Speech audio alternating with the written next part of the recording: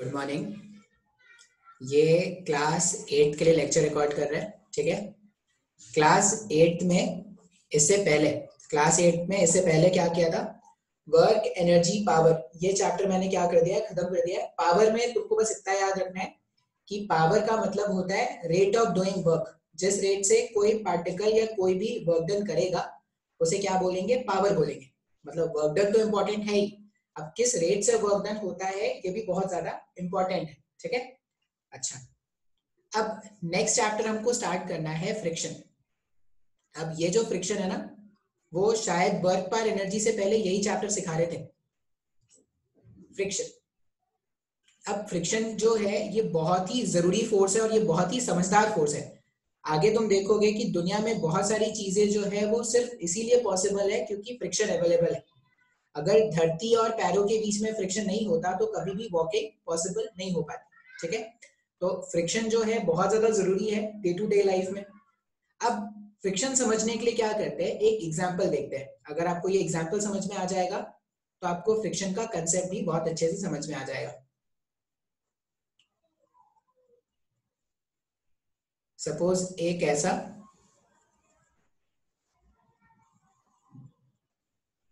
Heavy block है, ठीक है। हैवी ब्लॉक है जिसका मास है कुछ तो स्मॉल m का, और यहाँ पे जो सरफेस है वो क्या है, रफ है। ये जो सरफेस है वो रफ सरफेस है हमारे पास।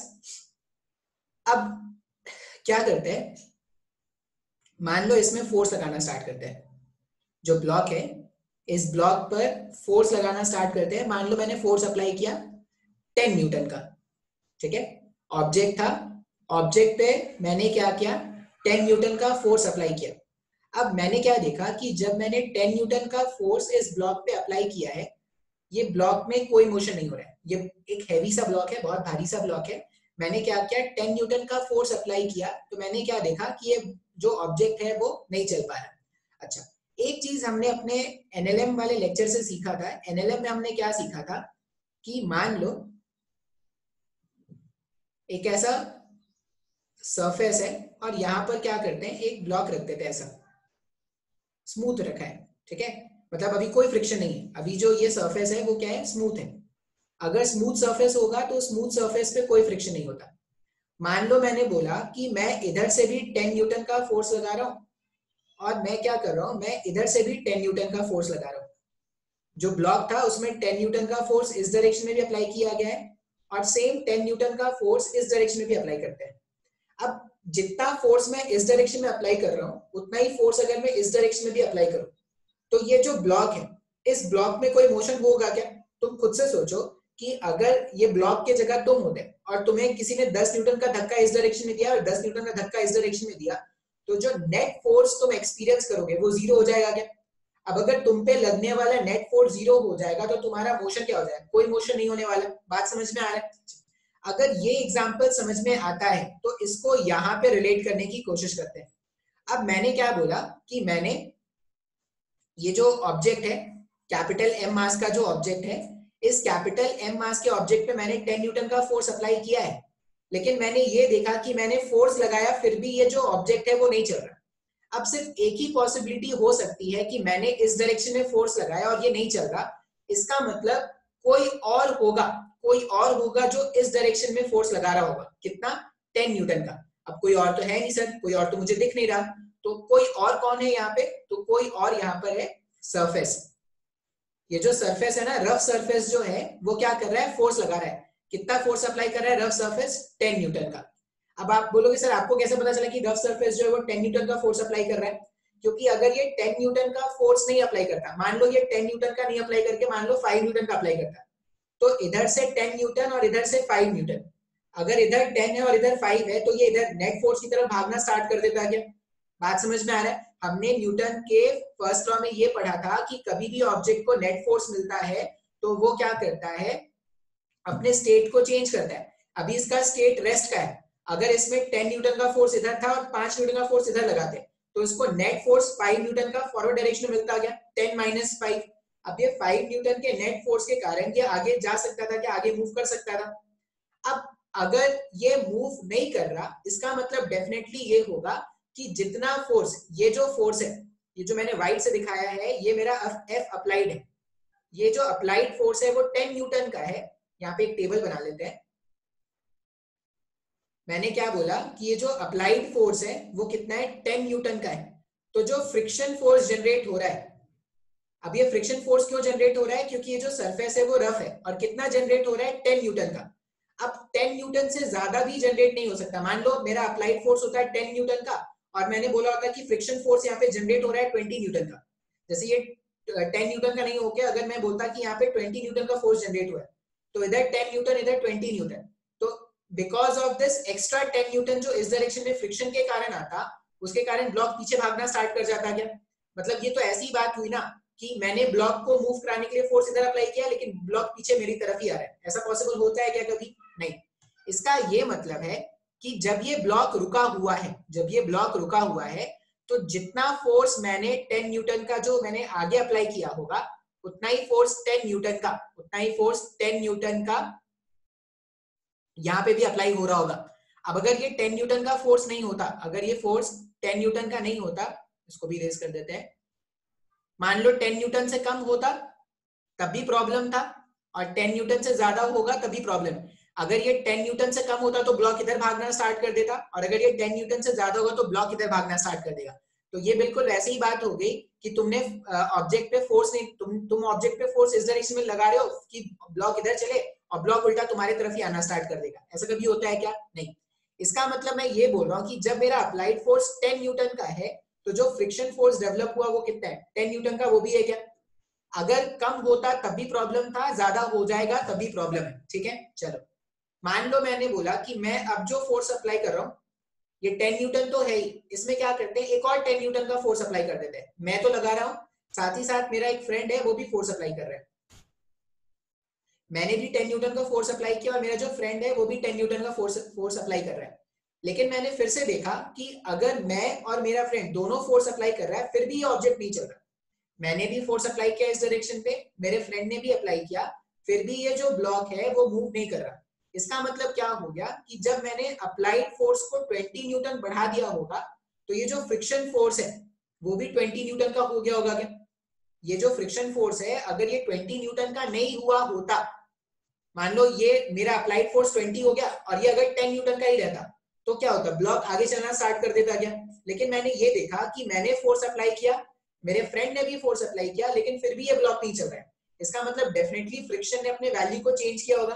पहले 10 न्यूटन लग रहा था, अब क्या हो जाएगा, 20 न्यूटन लगना स्टार्ट हो जाएगा। अच्छा, फिर मैंने क्या किया, मेरे एक और फ्रेंड को, फ्रेंड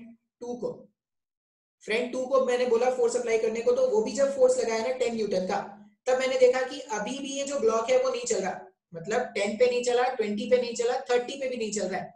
इसका मतलब जब अप्लाइड फोर्स 30 न्यूटन का है, तो फ्रिक्शन फोर्स भी 30 न्यूटन का हो गया होगा, तभी तो ऑब्जेक्ट नहीं चल रहा है। अच्छा, लेकिन ये मैंने देखा कि 30 न्यूटन के बाद, 30 न्यूटन के बाद अगर मैं थोड़ा सा भी और फोर्स लगा दूं ना, 30 न्यूटन, अभी अभी कितना फोर्स लग रहा है, 30 न्यूटन, एग्जैक्टली 30 न्यूटन का अगर मैं फोर्स लगाऊं तो ये नहीं चलेगा।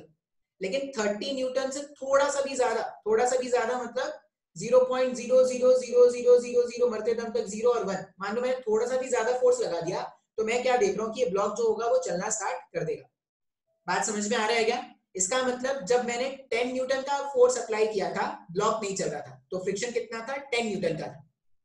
मैंने 20 न्यूटन का फोर्स अप्लाई किया, ब्लॉक नहीं चल रहा है, तो फ्रिक्शन कितना हो गया, 20 न्यूटन का हो गया। मैंने 30 न्यूटन का फोर्स अप्लाई कर दिया, तब भी ब्लॉक नहीं चला, तो फ्रिक्शन कितना हो गया, 30 न्यूटन का हो गया। लेकिन मैं 30 न्यूटन के बाद, फोर्स को थोड़ा सा भी इंक्रीज कर दूं, अगर 30 न्यूटन के बाद फोर्स को थोड़ा सा भी इंक्रीज कर दूं, तो ये जो ब्लॉक था वो चलना स्टार्ट कर देगा। इसका मतलब ये है कि फ्रिक्शन जो है, फ्रिक्शन के बारे में ये बोल सकते हैं क्या कि friction is a self adjusting force. सबसे पहला पॉइंट क्या बोलेंगे, फ्रिक्शन जो है is a self adjusting force. Friction कैसा फोर्स है, तो वो खुद को एडजस्ट करने वाला फोर्स है।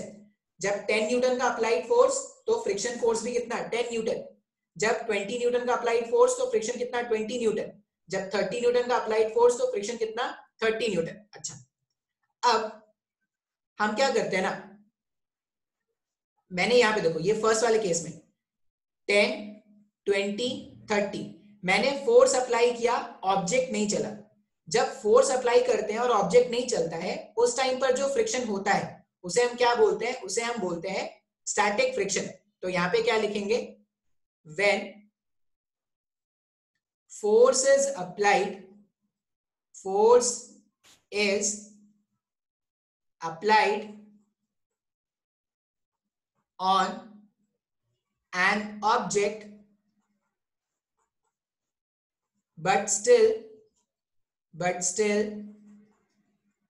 the object is not moving, but still the object is not moving. Friction at this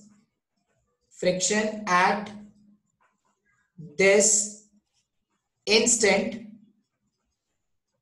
friction at this instant is known as static friction, is known as static friction.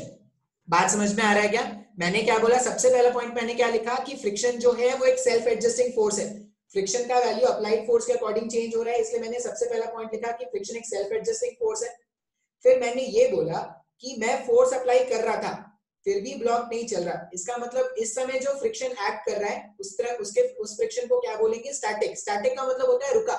जब object रुका हुआ है, रुके हुए object में जो friction लगता है, रुके हुए ऑब्जेक्ट में जो फ्रिक्शन लगता है उसे हम क्या बोलते हैं? Static friction. अब स्टैटिक फ्रिक्शन में एक और पॉइंट आपको, ये सब आपको स्क्रीन पॉज करके लिखना पड़ेगा। स्टैटिक फ्रिक्शन में आपको एक और पॉइंट याद रखना पड़ेगा। स्टैटिक फ्रिक्शन में एक और पॉइंट क्या याद रखोगे? ये जो स्टैटिक फ्रिक्शन है, the value of static friction, the value of static friction is same as the applied force on the object, is same as the applied force on the object. आप जितना force apply करोगे object पर उतना ही क्या होगा? Static friction का value होगा। जैसे जब 10 न्यूटन का फोर्स अप्लाई किया था, ब्लॉक नहीं चल रहा था, इसका मतलब रुके हुए ब्लॉक पर जो फ्रिक्शन है वो स्टैटिक फ्रिक्शन है, और स्टैटिक फ्रिक्शन का वैल्यू क्या है? अप्लाइड फोर्स के बराबर है। तो 10 न्यूटन जब था अप्लाइड फोर्स, तो स्टैटिक फ्रिक्शन भी कितना था? 10 न्यूटन का। जब अप्लाइड फोर्स 20 न्यूटन का है तो स्टैटिक फ्रिक्शन भी 20 न्यूटन का, और जब अप्लाइड फोर्स 30 न्यूटन का है तब भी ये कितना हो जाएगा? 30 न्यूटन का हो जाएगा। बात समझ में आ रहा है क्या? तो स्टैटिक फ्रिक्शन के बारे में दो बातें याद रखेंगे। पहला बात याद रखेंगे कि अगर मैंने फोर्स लगाया और ऑब्जेक्ट में कोई मोशन नहीं हुआ, इसका मतलब इस इंस्टेंट पे जो फ्रिक्शन फोर्स एक्ट कर रहा है उस फ्रिक्शन फोर्स को हम क्या बोलेंगे? Static friction. स्टैटिक फ्रिक्शन का वैल्यू जो है वो अप्लाइड फोर्स के बराबर होता है। जितना ज्यादा अप्लाइड फोर्स होगा उतना ज्यादा स्टैटिक फ्रिक्शन का वैल्यू होता है। अच्छा, अब नेक्स्ट वर्ड सीखते हैं। नेक्स्ट टाइप का फ्रिक्शन क्या है? जैसा मैं कहानी के जैसा बता रहा हूं वैसे ही आपको ये कहानी के जैसा याद रखना है।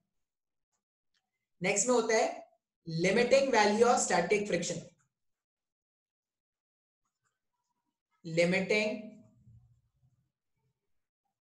वैल्यू ऑफ, इसको मैं रब कर दे रहा हूं। आई होप तुमने डायग्राम बना लिया होगा, इसलिए मैं डायग्राम इरेज कर दे रहा हूं। Limiting value of static friction. अब लिमिटिंग का मतलब, लिमिट करने का मतलब हो गया मैक्सिमम वैल्यू। तो लिमिटिंग फ्रिक्शन का मतलब क्या होता है?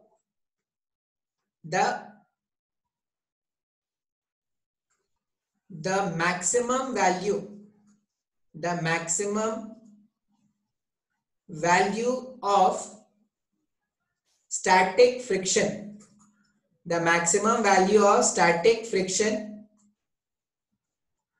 for which, static friction बोल देंगे या इसको ऐसा भी लिख देते हैं, the maximum value of static friction या applied force, क्योंकि static friction और applied force का वैल्यू सेम है। the maximum value of static friction या applied force for which there is no motion, there is no motion in the block, there is no motion in the block is known as limiting friction, is known as limiting friction. limiting friction मतलब maximum friction, maximum friction जिसमें object नहीं चलता, या maximum value of applied force जब object में कोई motion नहीं होगा, उसे हम क्या बोलेंगे, लिमिटिंग फ्रिक्शन। जैसे यहाँ पर जब तक मैंने 30 न्यूटन का अप्लाइड फोर्स रखा था तब तक ऑब्जेक्ट में कोई मोशन नहीं हो रहा था, मतलब इस डायग्राम के हिसाब से 30 न्यूटन जो है वो क्या है, वो हमारा स्टैटिक फ्रिक्शन या वो हमारा लिमिटिंग फ्रिक्शन का मैक्सिमम वैल्यू, या लिमिटिंग फ्रिक्शन है या स्टैटिक फ्रिक्शन का मैक्सिमम वैल्यू। अभी ध्यान से देखो मैंने क्या क्या बताया तुमको, ऑब्जेक्ट पे फोर्स लगाया लेकिन ऑब्जेक्ट नहीं चल रहा है, इसका मतलब ऑब्जेक्ट को किसने रोका, तो फ्रिक्शन ने रोका। रुके हुए ऑब्जेक्ट पे जो फ्रिक्शन लगता है उसको बोलते हैं स्टैटिक फ्रिक्शन। अब स्टैटिक फ्रिक्शन का जो वैल्यू है वो अप्लाइड फोर्स के अकॉर्डिंग चेंज होता है। तुम अप्लाइड फोर्स का वैल्यू चेंज करते जाओगे तो स्टैटिक फ्रिक्शन का वैल्यू भी क्या होता जाएगा, चेंज होता जाएगा। ठीक है, अच्छा अब हमने ये देखा था कि स्टैटिक फ्रिक्शन का एक मैक्सिमम वैल्यू है। अब स्टैटिक फ्रिक्शन का मैक्सिमम वैल्यू बोलो या अप्लाइड फोर्स का मैक्सिमम वैल्यू बोलो, अब अप्लाइड फोर्स का वो मैक्सिमम वैल्यू जो आप ऑब्जेक्ट पे अप्लाई करोगे और ऑब्जेक्ट में कोई भी मोशन ना हो, इस मैक्सिमम वैल्यू को ही क्या बोलते हैं, limiting value of static friction, या सिंपल आप लिमिटिंग फ्रिक्शन बोल सकते हो। बात समझ में आ रहा है? अच्छा अब ये जो लिमिटिंग फ्रिक्शन है ना, ये सरफेस पे डिपेंड करता है। ये जो लिमिटिंग फ्रिक्शन का वैल्यू है, नेक्स्ट पॉइंट क्या है, इसको एकदम पॉइंट जैसा याद रखना है, कहानी के जैसा याद रखना है, जैसा मैं बता रहा हूं। The value of limiting friction, the value of limiting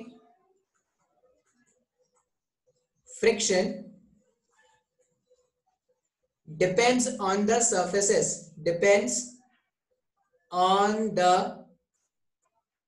surfaces which are in contact, which are in contact. इसका क्या मतलब है कि कौन से दो सरफेसेस का कॉन्टैक्ट है। जैसे यहाँ पे मान लो, यहाँ पे ये वुडन बॉक्स है, ये वुड है और ये फ्लोर है, तो वुड और फ्लोर का जब कॉन्टैक्ट है तो इसका लिमिटिंग फ्रिक्शन अलग होगा, लिमिटिंग फ्रिक्शन अलग होगा। जैसे मैं एक सिंपल सा एग्जांपल बताता हूँ, जैसे क्या है, अगर ये वुड और फ्लोर है और इसको मूव कराना बहुत ही मुश्किल हो रहा है, लेकिन अगर सेम ये जो फ्लोर है, अगर ये फ्लोर को आपने क्या कर दिया होता है, यहाँ पे अगर आपने पानी गिरा दिया होता, पानी ड्रॉप कर दिया होता, मान लो यहाँ पे पानी गिरा हुआ है, ऐसे ब्लू है, पानी पानी पानी, और दिस इज पानी पानी पानी। अब अगर यहाँ पर पानी गिरा होता है तो इसको स्लाइड करना बहुत ही आसान हो जाएगा क्या। अब स्लाइड करना क्यों आसान हो गया, क्योंकि जो लिमिटिंग फ्रिक्शन का वैल्यू था वो चेंज हो गया। क्या, पहले मेरे पास सरफेस किसका था, वुड और फ्लोर का, मेरे पास पहले जो सरफेस था वो वुड और फ्लोर का था, ये दो सरफेस कॉन्टैक्ट में थे। अब कौन से सरफेसेस कॉन्टैक्ट में, वुड और वाटर। अब जितना लिमिटिंग फ्रिक्शन, ठीक है, फ्रिक्शन लिमिटिंग जितना इसमें था, इसमें फ्रिक्शन लिमिटिंग क्या हो जाएगा, कम हो जाएगा। अब फ्रिक्शन लिमिटिंग अगर कम हो जाएगा, इसका मतलब 30 न्यूटन से कम हो जाएगा। 30 न्यूटन से कम हो गया मतलब हो सकता है कि 20 न्यूटन पे आप क्या करो, इसको पुश करोगे तो ये क्या हो जाएगा, मूव करना स्टार्ट कर दे। बात समझ में आ रहा है? लिमिटिंग फ्रिक्शन क्या है, तो स्टैटिक फ्रिक्शन का वो मैक्सिमम वैल्यू या अप्लाइड फोर्स का वो मैक्सिमम वैल्यू जो अप्लाई किया जाए, अगर वो अप्लाई किया जाए तो ऑब्जेक्ट में कोई मोशन ना आए, उसे हम क्या बोलेंगे, लिमिटिंग फ्रिक्शन। अब लिमिटिंग फ्रिक्शन का जो वैल्यू है ये डिपेंड करता है कि कौन से दो सरफेसेस कांटेक्ट में है।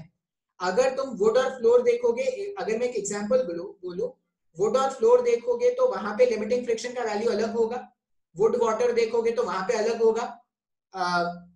तुम अगर, जैसे तुमको ये पता होगा कि जो इंजन्स होते हैं, हैवी हैवी इंजन्स होते हैं, उसमें ग्रीसिंग की जाती है, ग्रीस लगाया जाता है उसमें। उसमें ग्रीस क्यों लगाया जाता है, ग्रीस लगाने से क्या होता है, उसमें फ्रिक्शन कम हो जाता है और वो बहुत ही इजीली मूव करना स्टार्ट करता है। जैसे व्हीकल्स में भी अगर देखा होगा, साइकिल्स में भी ऑयलिंग की जाती है, साइकिल्स में अगर वो कभी कभी उसके जो चेन्स होते हैं उसमें ऑयलिंग की जाती है। ऑयलिंग करने से क्या होता है, जो फ्रिक्शन का वैल्यू होता है वो कम हो जाता है। अब फ्रिक्शन कम होने से क्या होता है, उसका मोशन थोड़ा फ्री हो जाता है, तो आसानी से क्या हो सकता है, मूव कर सकता है। तो ये मैंने बताया लिमिटिंग फ्रिक्शन। अच्छा, एक और टाइप का फ्रिक्शन है जो आपको याद रखना पड़ेगा। नेक्स्ट यहाँ पे हम डेफिनेशन क्या सीखेंगे, नेक्स्ट हम बात करेंगे काइनेटिक फ्रिक्शन के बारे में। अब सर ये काइनेटिक फ्रिक्शन क्या है? काइनेटिक वर्ड जब भी यूज करें ना, मतलब ऑब्जेक्ट चल रहा है, जैसे मैंने बताया था काइनेटिक एनर्जी। अब काइनेटिक एनर्जी का मतलब क्या होता था, एक मूविंग ऑब्जेक्ट के पास जो एनर्जी होती है उसके स्पीड के कारण, उसको उसका काइनेटिक एनर्जी बोलते थे क्या। अब काइनेटिक फ्रिक्शन देखो क्या है, काइनेटिक फ्रिक्शन। जैसे एग्जांपल देखते हैं, मान लो ये फ्लोर है, ठीक है, और यहां पर मैंने क्या कर दिया, एक बॉल को ऐसे रोल करके छोड़ दिया है, कुछ तो स्पीड देके मैंने इसको छोड़ दिया। अब ये बॉल तुमने आज छोड़ा है और ये 10 साल तक जैसे चलती रहा है, चल रहा है क्या, चल रहा है चल रहा है चल रहा है चल रहा है चल रहा है, रुका ही नहीं। 10 साल हो गए, 20 साल हो गए, मर गए, फिर भी ये बॉल नहीं रुका है। तो तुम अपने मरते मरते अपने बेटों को बोल के जाओगे कि भाई इस बॉल को रोक लेना है, तो ये तुम्हारे आगे जनरेशन में भी ये चलता रहेगा, तो तुम्हारा बेटा जाएगा जाएगा, रुक नहीं, इसको रोक देते हैं और ज्यादा नहीं चलने देते। ऐसा तो होता नहीं है। क्या होता है, तुम जब इसको स्पीड देखो छोड़ते हो तो कुछ दूरी ये चलती है, कुछ दूरी चलने के बाद इसका जो स्पीड होता है वो जीरो हो जाता है क्या, v मतलब स्पीड। अब इसका ये मतलब है कि ये जो स्पीड था, जब ये आगे चल रहा था तब भी इसको कोई रोकने की कोशिश कर रहा था क्या। अब रोकने की कोशिश कौन कर रहा है, फ्रिक्शन। रोकने की कोशिश कौन कर रहा है, फ्रिक्शन। अच्छा, अभी ये ऑब्जेक्ट रुका हुआ है क्या, नहीं, अभी ऑब्जेक्ट रुका हुआ नहीं है। तो मूविंग ऑब्जेक्ट पर whenever, या ऐसा लिखो, friction acting on a moving object, friction acting on a moving object, friction acting on a moving object is known as kinetic friction। बात समझ में आ रहा है? तभी क्या होता है ना, कुछ ऑब्जेक्ट को स्पीड देके छोड़ते हैं तो वो कुछ टाइम के बाद रुक जाता है, कौन रोक रहा है, तो फ्रिक्शन रोक रहा है। अच्छा, अब यहां पर मैं ना आपको फ्रिक्शन की कहानी अगर समझाऊं तो फ्रिक्शन को देखो किस तरह से डिफाइन कर रहे हैं। अच्छा, एक सिंपल सा क्वेश्चन अगर मैं आपसे पूछूं, सिंपल सा क्वेश्चन ऐसा है, मान लो ऐसा है सरफेस और यहां पर ये जो ब्लॉक है रखा हुआ है,